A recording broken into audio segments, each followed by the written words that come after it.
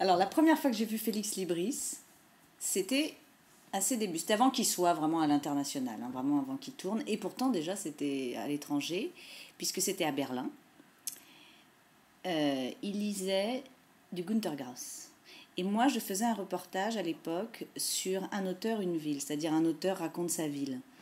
Et je ne m'étais pas forcément focalisée sur Günter Grass, mais je venais d'arriver, je cherchais un petit peu, je commençais par faire des images en fait dans la ville, et je suis tombée au bout d'une ruelle sur un morceau de mur du mur de Berlin qui restait là. Et là, il y avait un petit attroupement de gens, tout à fait. C'était fin d'après-midi comme ça, et des gens qui étaient là, pas du tout par hasard, qui avaient l'air tout à fait au courant de ce qu'ils faisaient là. Et donc, ils écoutaient Félix Libris qui lisait du Günter Grass en allemand. Ce qui m'a surprise après, parce que moi j'ai cru qu'il était allemand. Bon, cela dit, il est. Je crois qu'il a d'ailleurs, je suis pas sûre, mais il me semble qu'il a des origines plus ou moins allemandes. Mais en tout cas, j'ai su après qu'il était français et qu'il travaillait surtout en France. Enfin, en tout cas, il avait commencé en France et que là, pour le coup, j'étais vraiment surprise. Donc, du coup, j'avais vraiment mon sujet.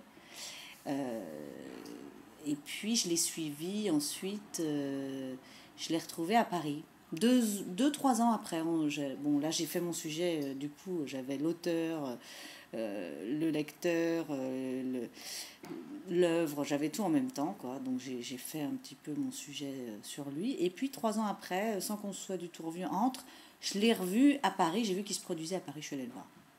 Donc on a reparlé de ça et on s'est revus. Et puis je me suis dit, peut-être un jour je ferai un sujet sur lui. Peut-être ça serait intéressant de le suivre, de voir ce que c'est que cette évolution. En fait, parce que là maintenant, c'est quand même, ça a pris des proportions très différentes.